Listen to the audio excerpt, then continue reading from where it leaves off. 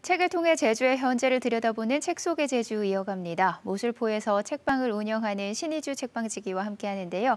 이달의 주제는 제주의 동물 친구들입니다. 오늘은 남종영 기자가 쓴 안녕하세요 비인간 동물님들이라는 책을 준비해 오셨는데요. 남종영 기자는 동물권에 관해서 책을 여러 권 낸 작가죠? 네, 맞습니다. 환경 논픽션 작가라는 이 수식어가 붙은 남종영 기자는요, 2001년부터 국내 한 언론사에서 재직 중으로 이 동물권과 관련한 다양한 기사를 쓰고 있고요. 또한 책을 펴내고 있는 분이기도 합니다. 영국 브리스톨 대학교에서 인간과 동물 관계를 전공했다고 합니다. 인간의 어떤 동물 통치 체계와 또 생명 정치에 관심이 아주 많다고 하는데요. 남 기자는 현장 취재를 통해서 이 기후 변화로 가장 빠르고 또 민감하게 고통받고 있는 북극과 적도, 그리고 남극의 사람들과 또 동물에 관한 지구종단 3부작을 쓰기도 했는데요. 이 내용과 함께 서울대공원 남방 큰돌고래였던 이 제도리를 고향바다로 돌려보낸 계기가 된 그 기사를 썼던 게 인생 최고의 보람이라고 합니다. 남방 큰돌고래 야생방사 프로젝트를 다룬 이야기 잘 있어 생선은 고마웠어를 비롯해서요. 고래의 노래, 그리고 북극곰은 걷고 싶다, 지구가 뿔났다 등의 저서가 있습니다. 제도리의 야생 방사에 큰 힘을 실은 분이라고 하니까 더 반갑습니다. 환경 분야에서 다양한 목소리를 내고 있는 분인데 오늘 살펴볼 안녕하세요 비인간 동물님은 어떤 책인가요? 네, 너무나 귀여운 이 책 제목과 달리 사실 이 책은요, 생각할 거리를 마구마구 던져주는 인문학 책이기도 합니다. 우리 주변에 있는 동물들은 사실 운이 좋으면 인간과 함께 반려 생활을 하기도 하지만 그렇지 않으면 비좁은 축사나 번식장 또는 공장, 실험실, 동물원 등지에서 생활하기도 하는데요. 우리는 늘 모든 생명은 소중하다고 말하면서 인간이 아닌 다른 종들에게 건네는 고통에는 오랫동안 무감각한 편이었습니다. 이런 이중적인 인간의 태도는 사실 인간 중심적이고 이 종차별적인 사고방식에 기인한다고 남 기자는 설명을 하고 있는데요. 인간이 구석기 시대의 수렵 생활을 지나서 신석기 시대 때 사육 생활이 가능해지면서 이 인간 중심적인 사고가 역사를 거듭하면서 뇌리에 깊게 뿌리 박힌 것으로 그 원인을 꼽고 있습니다. 이때부터 같은 동물종이면서도 인간이 아닌 동물종을 지배하는 것이 당연시 되어 왔다는 의미로 풀이할 수가 있는데요.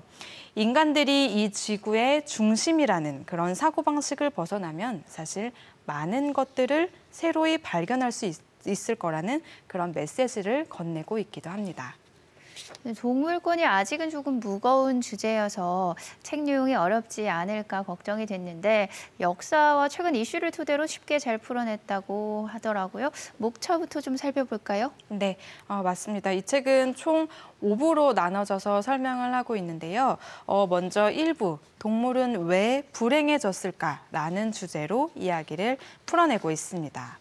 역사와 인류학 관점에서 같은 동물종이면서도 사람이 다른 동물의 우위에 섰던 그런 배경을 설명을 하고 있는데요. 동물과 인간은 아주 오래전, 그러니까 구석기 시대까지만 하더라도 사실 상호 보완하는, 상호 존중하는 그런 관계였다고 합니다. 그런데 앞서 말씀드렸듯이 이 신석기 혁명 이후에 다른 동물을 가축화시키고 또 통치하게 됐음을 설명을 하고 있는데요. 또 2부는요. 비인간 동물님들 정말 안녕하신가요? 라는 주제로 이야기하고 있습니다.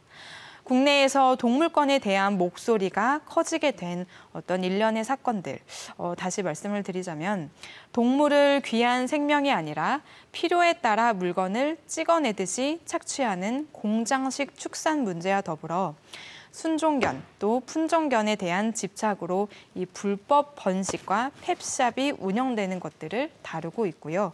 또 특히나 최근에 크게 이슈가 되고 있는 제주의 남방 큰돌고래까지 다양한 이야기를 풀어내고 있습니다.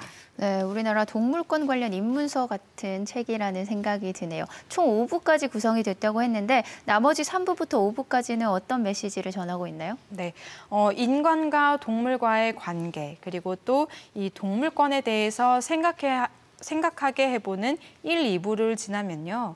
3부 우리 안의 종차별주의와 그리고 또 4부 동물 해방을 위한 철학 수업이라는 주제에서는 좀 더 직접적으로 이 동물권 철학에 대해서 이야기를 풀어내고 있습니다.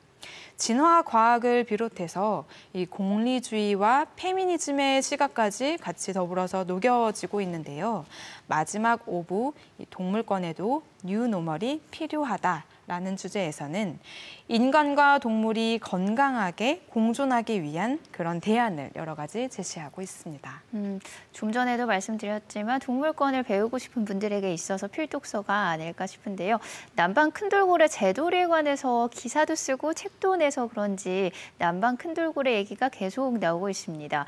이 책에서는 어떻게 다뤄지고 있나요? 네, 이 책에서도 사실 이 남방 큰돌고래를 여러 지면에 나눠서 소개를 하고 있는데요. 그중에서도 이 동물원의 이면에 대해서 설명을 할 때 유독 도드라지게 설명을 하고 있습니다. 최근에 종영한 한 드라마에서 제주 남방 큰돌고래에 대한 이슈를 꾸준히 제기해서 많은 분들이 이 문제를 인식하게 되는 아주 큰 계기가 됐었는데요. 돌고래는 아시다시피 정말이지 지능이 높은 동물이죠. 그래서 이 수족관에서의 생활이 무척이나 부적합한 동물종 중에 하나인데요. 이 전시 부적합 동물종이라고 표현을 하고 있습니다. 이 말을 다시 풀어서 설명을 드리자면요. 동물원이라는 공간에서 살아가는데 극단적으로 맞지 않는 종이라고 풀어내고 있습니다. 이 동물원이 여러 면에서 사실 많은 개선점이 필요하긴 하지만 우선적으로 해야 할 것은 이 전시 부적합 동물종부터 자유를 줘야 한다고 이야기를 풀어내고 있습니다. 전시 부적합 동물종에게 자유를 준다는 건 원래 있었던 곳, 그러니까 자연으로 되돌려보내야 한다는 뜻이겠죠. 재돌이와 춘삼이, 복순이처럼요? 네, 정확합니다. 이들 그 전시 부적합 동물종은요, 사실 그 동물원에서 겪는 그런 고통들이 다른 종과 견져봤을 때 상당히 크기 때문에 야생으로 돌려보내야 한다고 말을 하고 있는 건데요. 이 전시 부적합 동물종을 동물원에서 해방하는 운동이 지난 1990년대부터 또 세계적으로 일었다고 합니다. 그 첫 시작종이 돌고래였다고 이 책에서는 나오고 있는데요. 영국에서부터 시작을 해서 지금은 캐나다, 헝가리, 스위스, 인도, 그리고 또 코스타리카 등지에서 이 돌고래의 동물원 신규 도입이나 또 수족관 내에서 범식을 금지하고 있다고 합니다. 최근 우리나라에서 돌고래 해방에 관한 관심이 이 드라마를 통해서 이슈가 되었지만 엄연히 세계적인 현상으로 우리 사회도 이 문제에 대해서 조금 더 보다 적극적으로 해결할 필요가 있지 않나 싶었던 부분이기도 합니다. 전시 부적합 동물종이라고 하니까 몇 가지 동물들이 떠오릅니다. 동물원에 사는 고릴라나 코끼리 등이 우울증 성향을 보이거나 자해를 하고 폭력적으로 바뀐 사례를 심심치 않게 접하는데요.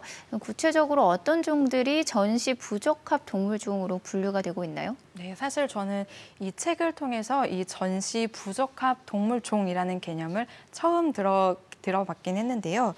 말씀하셨던 것처럼 이 코끼리와 북극곰도 전시 부적합 동물종에 포함되어 있습니다. 침팬지와 오랑우탄 등 이 유인원 역시 전시 부적합 동물종에 속한다고 하는데요. 인간과 비슷한 인지 기능이 있는 유인원은 사실 관람객들의 시선을 몹시나 불편해한다고 합니다. 고도의 사회생활 본능을 가진 돌고래와 코끼리, 유인원은 동물원 내에서 집단을 꾸릴 수가 없어서 아주 극심한 스트레스와 또 불안감을 안고 살아간다고 합니다.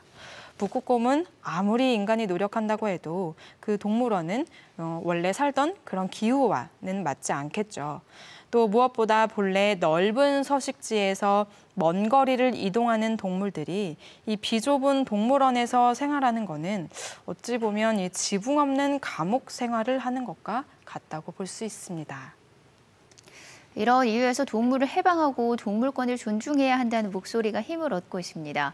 앞서 동물권 철학이 있다고 하셨는데 어떤 내용인가요? 네, 사부에서 이 동물 행동을 위한 철학 수업이라는 주제로 철학자들이 말하는 동물권에 대해서 이야기를 풀어내고 있는 건데요.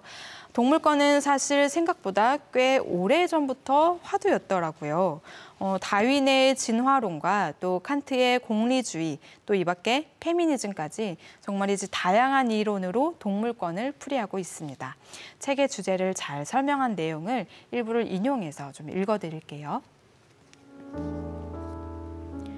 동물에게 권리가 있다는 동물 권리론의 대표적인 인물이 미국의 철학자 톰 리건입니다. 동물은 왜 존중받아야 하는가라는 물음에 리건은 동물은 태어날 때부터 본래적 가치를 지닌 존재이기 때문이라고 대답하죠. 본래적 가치는 계약이나 합의를 통해 생기는 것도 아니고 누군가의 평가로 인정받는 것도 아니에요. 태어날 때부터 자동으로 부여됩니다. 인간을 비롯한 많은 종의 동물이 저마다 욕구와 목표, 선호를 갖고 생활합니다. 삶을 살아가는 동안 기쁨과 고통을 느끼며 불안을 피하고 안정을 추구하는 등 다양한 상황을 경험하죠. 우리와 마찬가지로 비인간 동물도 삶의 주체로서 살아가고 있는 거예요. 인간처럼 다른 동물종도 삶의 주체로서 살아가고 있다는 말이 귀에 콕 박힙니다. 크게 보면 사실 인간도 동물종이죠. 그래서 저자는 인간을 제외한 동물을 비인간 동물이라고 표현하고 있고요. 네, 맞습니다. 책 속의 사례를 조금 더 덧붙여서 설명을 드리자면요. 인간과 동물이 사실은 굉장히 많은 면에서 비슷하다고 합니다. 인간이 아주 오래전부터 무리지어서 생활하는 것과 같이 돌고래가 무리를 지어 생활을 하는 것도 그렇고요. 또 인간은 가까운 지인이 죽게 되면 애도를 표하는 의식을 행하고 있잖아요. 야생 코끼리도 마찬가지라고 합니다. 야생 코끼리는 죽은 동료를 위해서 흙이나 식물을 가져와서 사체를 덮어주는가 하면 새끼들은 죽은 엄마의 곁을 오랫동안 떠나지 않는다고 합니다. 또 그런가 하면요, 이 번고래는 자식이 죽으면 이 사체가 물속으로 가라앉지 않도록 계속해서 이 밀어올리는 행위를 한다고 하는데요. 2018년 미국의 워싱턴주 앞바다에서 발견된 범고래는 무려 17일이나 죽은 새끼를 데리고 다녔다고 합니다. 그 길이가, 그 이동 거리가 무려 1,600km에 달한다고 합니다.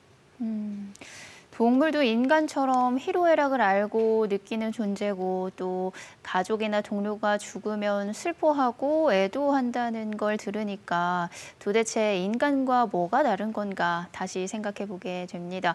이야기를 나누면 나눌수록 너무 오랫동안 동물 지배가 당연시 되었구나 싶어요. 네, 사실 어떻게 보면 조금 불편한 마음이 드실 수도 있는데요. 네. 이 책이 주는 메시지가 바로 그 불편함이 아닐까 싶습니다. 이 동물이 인간의 생활 반경과 또 떨어져 살고 있기도 하고요. 이 공장식 축사는 철저히 통제된 건물 안에서 진행이 되니까 이 고기가 어떻게 식탁에 올라오는지, 그리고 또 이 동물원의 동물이 과연 어떤 삶을 사는지 관심을 두지 않았던 건데요. 한 가지 분명한 것은요, 동물 없이 인간은 절대 살 수가 없다는 겁니다. 인간이 살기 위해서라도 동물과의 공존은 더는 미룰 수가 없는 아주 중대한 문제라고 할 수가 있는데요. 그 문제를 폭넓은 관점에서 사유하고 또 근본적인 문제 해결에 노력해야 한다는 메시지가 담긴 책이라고 정리할 수 있겠습니다. 사유하는 인간은 더 나은 삶을 위해서 노력하게 되죠. 그게 바로 인문학을 읽는 이유이기도 한데요. 남종현 기자의 다른 책들도 기회가 되신다면 함께 읽어보시길 추천드리겠습니다. 네, 오늘 동물권에 대한 인문학적 사유가 담긴 안녕하세요 비인간 동물님들을 만나봤는데요. 우리 주변의 동물 친구들, 그러니까 비인간 동물들을 어떻게 바라보고 대해야 할지 깊이 있는 고민을 던지는 시간이었기를 기대합니다. 오늘도 친절한 책 소개 고맙습니다. 감사합니다.